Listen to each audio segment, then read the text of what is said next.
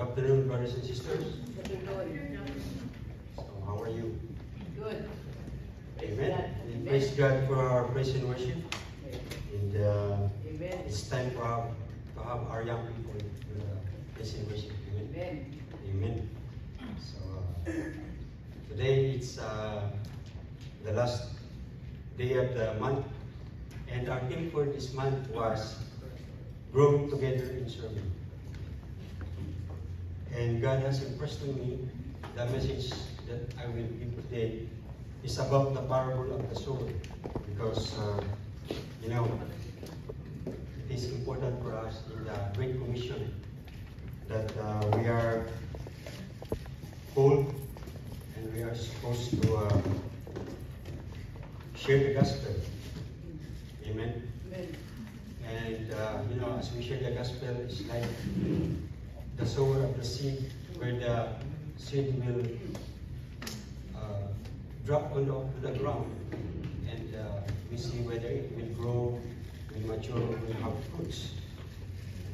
And it's also a way for us to examine ourselves.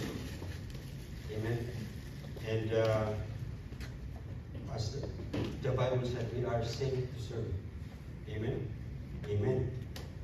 And this parable, brothers and sisters, is a parable that Jesus himself interpreted. So we already have the interpretation. So that's a good thing. And if you check your Bibles or your apps, this parable is also found in the book of Mark and also Dr. Luke. So a parable is a simple story that is taken from our day-to-day life, so that we can understand something that we can relate. Amen? Amen. To illustrate a spiritual truth. So Jesus will give us a story and give us some more truth. And this parable, brothers and sisters, for the one who is, it can clearly become clear to somebody, and it may also obscure to the one who rejects. So if you are open to the message, it can make it clear to you, or it can obscure.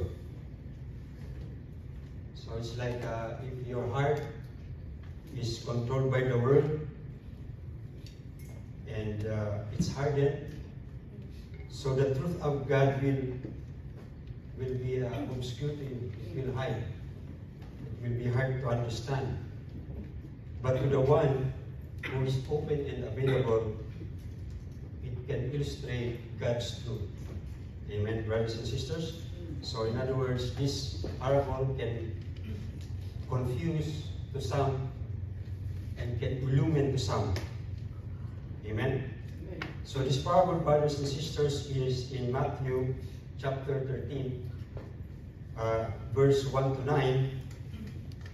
And Jesus' interpretation is found in Matthew 13, verse 13, chapter 13, verse 18 to 23. Amen? So let us all stand and let us read from Matthew chapter 13, verse 1 to 9. That same day, Jesus went out of the house and sat by the lake. Such large crowds gathered around him that he got into a boat and sat in it, while all the people stood on the shore. Then he told them many things in the parable, saying, a farmer went out to sow his seed, and he was scattering the seed. Some fell along the path, and the birds came and ate it up. Some fell on the rocky places where it did not have much soil. It sprang up quickly because the soil was shallow. But when the sun came up, the plants were scorched and they withered because they have no root. Other seeds fell among the thorns, which grew and choked the plants. Still other seed fell on good soil, where it produced a crop 160 or 30 times what was sown. Whoever has ears, let them hear. Let us pray. Lord, we thank you for this day that we are here once again. And we thank you for the message that you will give to us. Guide us, Lord. Give us your wisdom and understanding so that whatever lesson we learn today, we will apply in our life and even share to our brothers and sisters. This we pray in Jesus' name. Amen. So let us all be seated. You know, brothers and sisters, one of the books that influenced Christianity for the last century was what we call Pilgrim's Progress. Before, it used to be used as a required reading for school in universities, in school in the United States, and probably even here in Canada, because during that time, majority of people in Canada and the US are Christians. So these are required reading. And but today may not be familiar to a lot of us. Amen. But back in the day, it is if you are studying, you have to read this. Amen. So the major theme of John Bunyan's book, The Pilgrim's Progress, is the cost of salvation. How sometimes it is difficult for a Christian to live the Christian life as they journey through life. But as a Christian, we have to be willing to pay the cost, no matter what. Amen, brothers and sisters? Because, you know, when some people hear Christianity, it's just easy, not so hard, not so difficult, right? But when they go into it, they realize it's not. Amen? And you know, in the story of his life, John Bunyan was a thinker. You know what a thinker is? Just somebody who, if you have a problem with your kettle or you use in cooking, is the one who fixes, and then you pay him, right? And people say that he is a very bad person, that many think that this guy will never become a Christian because of his life.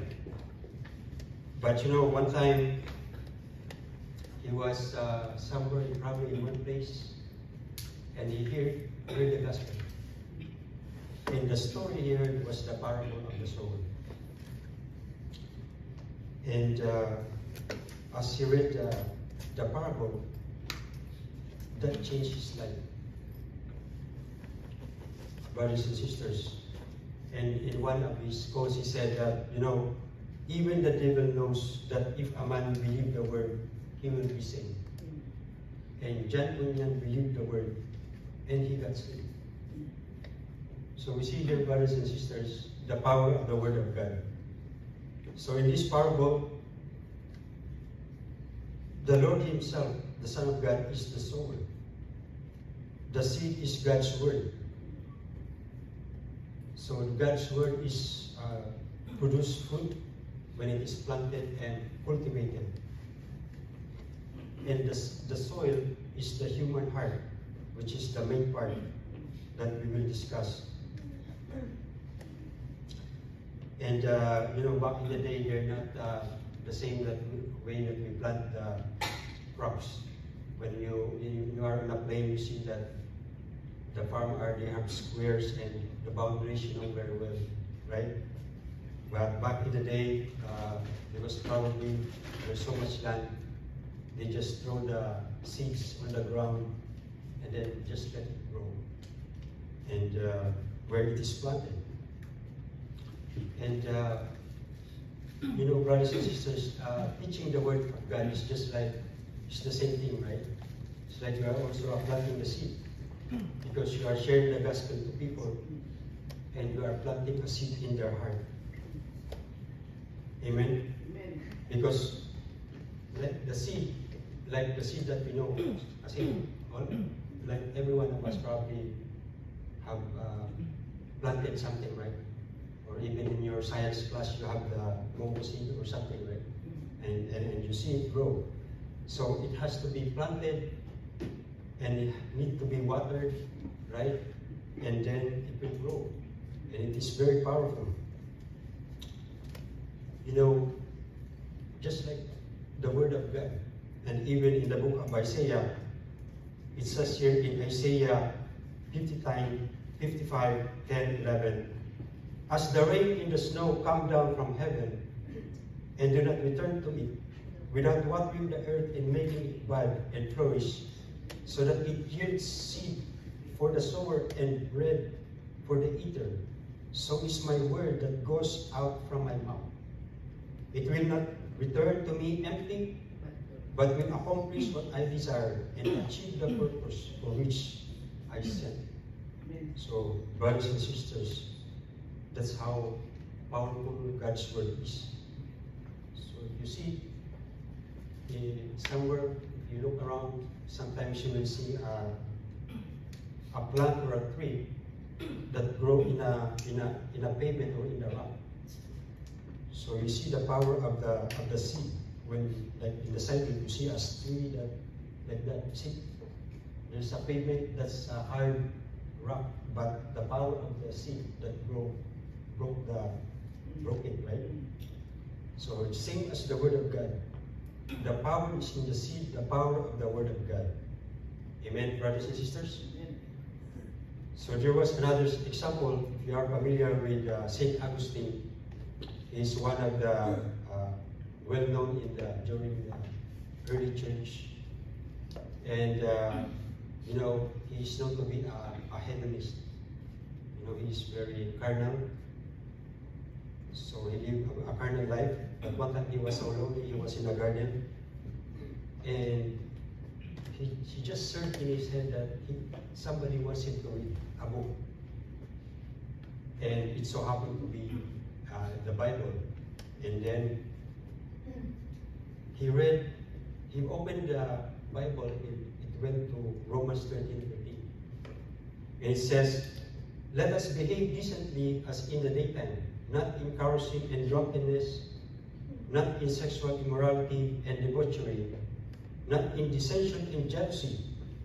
Rather, clothe yourself with the Lord Jesus Christ, and do not think about how to gratify the desires of the flesh. So the moment he read that verse, he was suddenly confronted by his sin and the need for redemption, because it's the one thing that he was struggling in his life. And at the time, he just, after reading, he just said, I had no desire, no need to read further. In the instant that sentence ended, it was as if a peaceful light shone in my heart, and all the darkness of doubt vanished. So at that moment, he was alone. He just fell on his knees and prayed to God. And at that moment, he was changed. So we see here, brothers and sisters, the power of God. Amen. So many of us can know people who their former life, know their former life, and even your former life, you will know your life before, or somebody will know how their life was changed because of the power of God. Amen. You agree, brothers and sisters? Yeah, to somebody who will, I think that will never become a Christian, or will never change. But I was surprised how, when he had the word of God and he accepted the Lord in his heart, I thought he was somebody else. Amen. So that is the power of the word of God.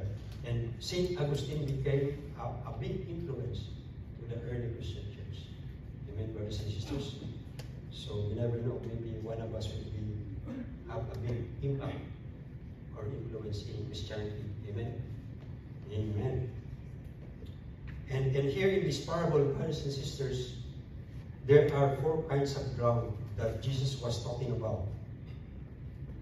And as we said, the ground is like a metaphor for the heart of man, our heart.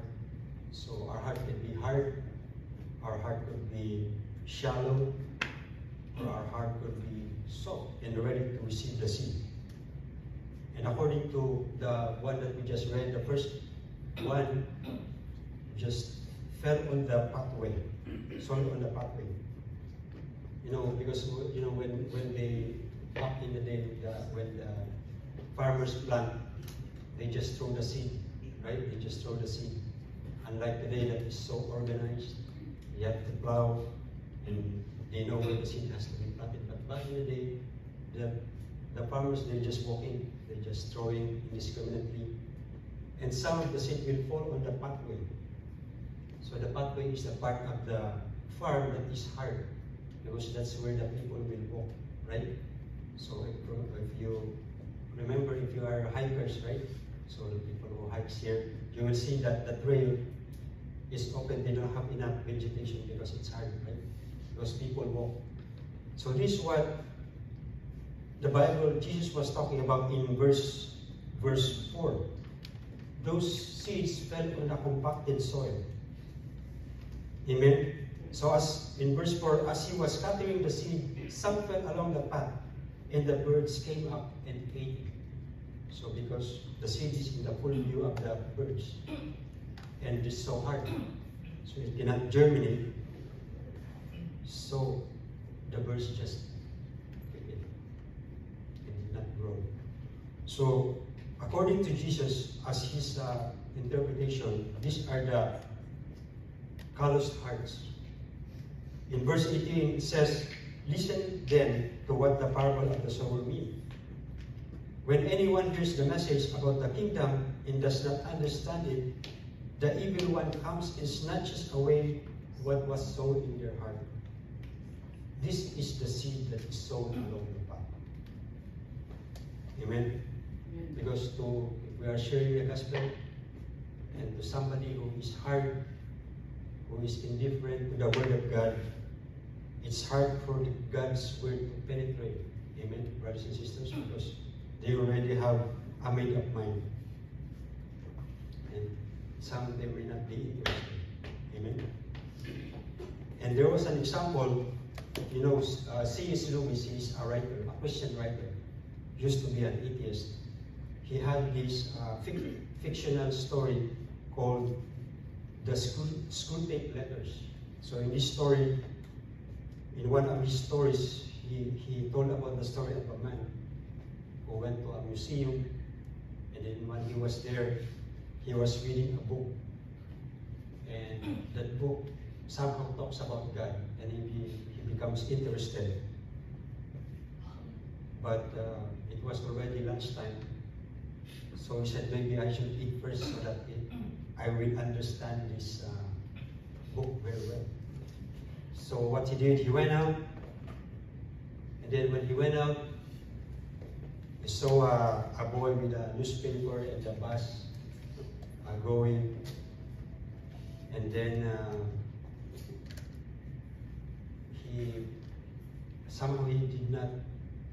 he changed his mind. He's no longer interested. He thought that maybe what I was reading was not true, right? So it's like when he went out of the world, he just thought that maybe the one I'm reading is just, maybe it doesn't make sense anyway, right? So sometimes I think that's what happens, that people have the word of God almost on their way, but they got diverted somewhere else. Amen? And it could happen to even, according to Pastor David Jeremiah, it could happen to even Christians, right? Like when we hear the word of God, like now, we are hearing the word of God. And maybe some other church, right? They go out, and once they're out, they do something that is in opposition to the word of God. And then suddenly they forget what they just read. Amen? So according to, so that is the number one, the callous heart. Amen, brothers and sisters? The second one is the rocky ground. In verse 5, it says, some fell on the rocky places where it did not have much soil. It sprung up quickly because the soil was shallow.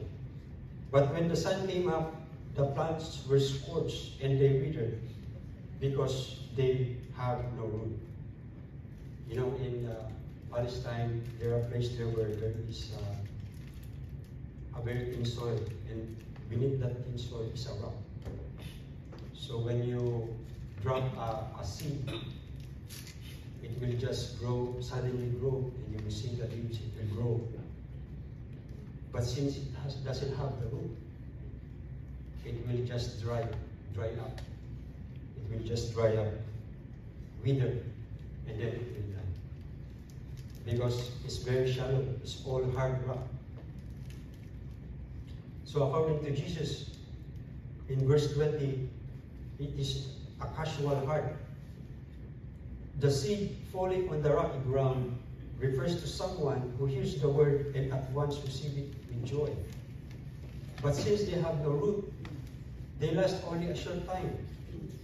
When trouble or persecution comes because of the word, they quickly fall away. So a lot of people, brothers and sisters, are probably like this. It's like become fired up suddenly and quickly. And they say they are Christian and they are telling everyone. And then 3 months later, you just learn that that person is back on the same thing that he was doing. He was passionate at the start, but after a while it's gone. It's like a supernova. Right? The supernova will just glow and then suddenly die. Or a sparkler, right? Yung sa Pasko. Sparkling light, so bright, and then it's gone. So that is the casual heart. And we also have the crowded heart. In verse 7, the other seed fell among the thorns, which grew up and choked the plants. So according to Jesus, because when we plant, some of the seeds will also have the weeds, right, together. So when you plant the seed, beside it is also the weeds. So they compete together, but sometimes the weeds, they grow faster, right? You don't put fertilizer, just leave them there and they grow fast. According to Jesus in verse 22, the seed falling among the thorns refers to someone who hears the word, but the worries of his life and the deceitfulness of wealth choke the word, making it unfruitful. So here, brothers and sisters, these are the weeds and seeds, that is the thorn that choke the seed. And the weeds, according to Jesus, are the words of life and the deceitfulness of wealth. You know, in the book of Mark, it also says here the lust of other things. And in the book of Luke, it says the pleasures of life. So in other words, this person has a divided heart. It's crowded. So busy, there's a lot going on inside, right? So it's like somebody who just got excited at first, fired up, and then when she or he was there, he realized how much time he will have to spend and how much resources he have to spend. Amen. Amen, brothers and sisters. Amen. So we can all relate, right? Because it's like a major project for us. We all work, right? We all work for a job in order for us to, just to live, right? So we all work. Some of us even work overtime, right? Just to have bread on our table or keep our car running, right? So we have to work. And in this case, that hears of the word choke, just choke out the word, just choke out the word. So brother Lemon, you're saying that getting wealthy is wrong? No, because if you remember in the Old Testament, Abraham was one of the richest men in the East, right? So, and also that riches we can use our riches to help others, right? In other words, we can have more impact on other things if we have such wealth, right? For a worthy cause. Kung marami tayong pera, right? If you have the heart to help, and you have a lot of money, of course, you have an impact. But Jesus was saying here, brothers and sisters, is that the deceitfulness of riches, the promise, its promises that it cannot deliver. Right? Like sabi nga nung isa, somebody quoted here, you know, the deceitfulness of riches is that buying things you don't need with the money you don't have to impress people you don't even know. I don't know if that's true, according to this, right? But you know, brothers and sisters, you know, it's true. Money cannot buy everything. It can help us, right? It can be helpful to us. It can make our life easier, right? But it cannot always buy happiness, right?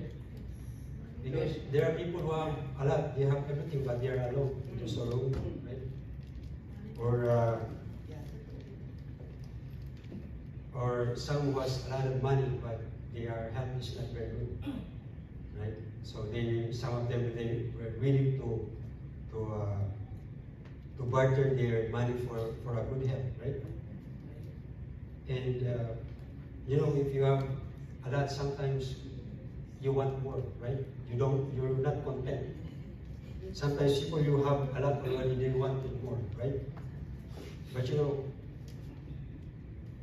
if you have contentment, it doesn't, you don't need much, right? As long as you are content and you have peace. Amen, brothers and sisters? Amen. So here, that person, for example, like to join at the start, and the seed started to grow, but later on, the worries of life take over. He backed out because he realized how much it affected his work, his job. Now, it's affecting him so much, right? So we see here, brothers and sisters, that the enemy of the person, prospect is number one, the devil, right? Because you have the seed, but the birds just eat it. And the flesh, right? Because when you get persecuted, you get uncomfortable, you watch out. Amen? And the third one is the world, the system, the pressures of life, the cares of life.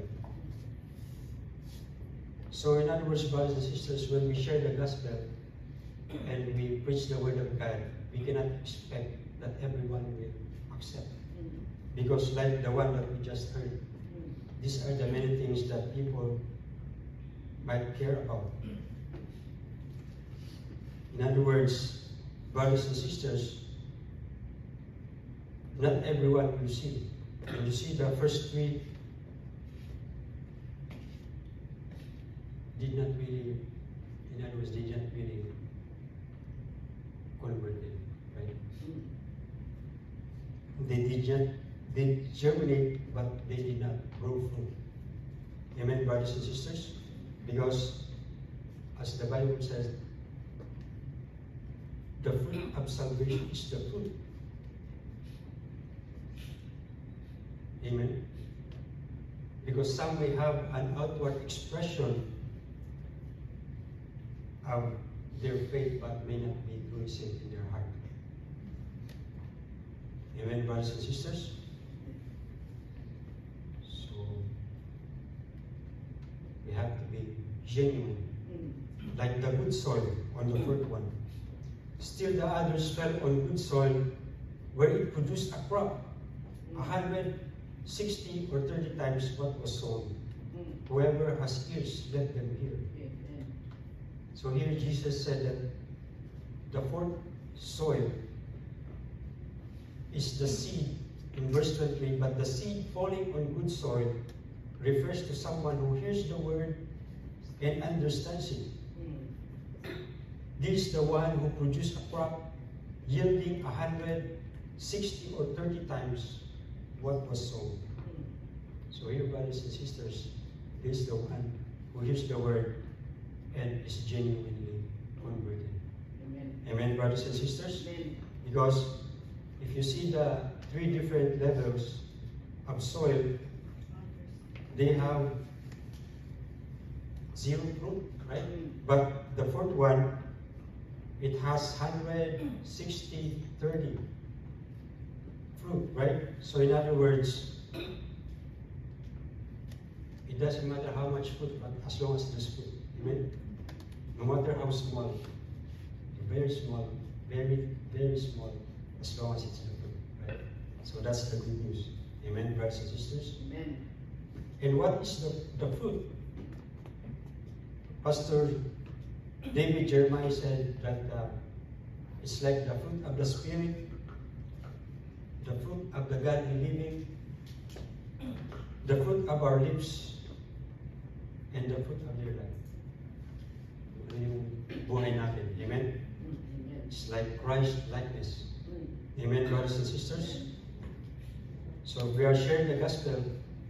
So let us understand that not everyone will receive the message. So there are 4 categories that will go. Amen, brothers and sisters? That's why the Bible said in 1 Corinthians 3:6, I planted the seed, Apollos watered it, but God has been making it grow.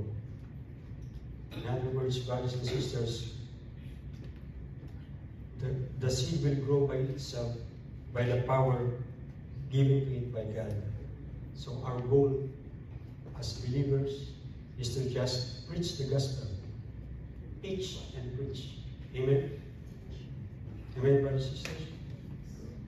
That's why Galatians 6:9 said, let us not become weary in doing good, for at the proper time we will reap a harvest if we do not give up. Amen, brothers and sisters? So in other words, the seed, the gospel, the word of God need to be dispensed. So we are the workers, we are as we grow together in serving, this is what God has given us to do, to dispense the seed. Because the seed will bear fruit by itself if it falls on a good soil. Amen, brothers and sisters? That's for the seed. And for the soil, what can we say? Don't be deceived. Because there are 4 people that are represented in this parable. You know, the scary is the other 2. The other 2 example, brothers and sisters, they have an outward response to the word of God, right? They germinate, they grow, they germinate. But the only difference is they don't have fruit. Amen? Amen. That's why we are reminded in Matthew 7:21, 23, not everyone who say to me, Lord, Lord, will enter the kingdom of heaven, but only the one who does the will of my Father who is in heaven. Many will say to me on that day, Lord, Lord, did we not prophesy in your name, and in your name drive out demons, and in your name perform many miracles? Then I will tell them plainly, I never knew you. Away from me, you evildoers. Brothers and sisters, it's a reminder for us to examine ourselves whether we are in faith. Amen, brothers and sisters? Yes. That, you know, if we are elected to be a Christian, is there enough evidence to convict us? Amen? That is a question even to myself, right? Because if Jesus comes into our heart, and if there is no difference in the way I am now, if Jesus comes into my heart, there's no difference in the way I am now than I was before, that's not what we understand of salvation, right? Because salvation has some change. In other words, you cannot have the Holy Spirit with you and live a filthy and defiled life and you have no conscience about it. Amen? Amen. Right, brothers and sisters? So, when we are a believer, there is a change. Sabi nga, however small, but there's a change. Because you cannot have the Lord Jesus Christ in your body and you walk through life doing everything the world does. Amen, brothers and sisters? Amen. In other words, siguro hindi naman tayo, we're not being expected to be super saint because it's hard, right? But is there evidence in our life that we are a Christian? That's a question to ourselves and even to myself. Amen? Because you cannot plant a seed and it will not grow. When you plant a seed, it will grow. And it means that germination is not salvation, because the evidence of salvation is the fruit, right? The Christ likeness. So in other words, brothers and sisters, how much fruit is not the issue. The issue is the fruit is the issue. Amen, brothers and sisters? Because as brothers and sisters in Christ, we are God's hands and feet in this world. We are God's witnesses.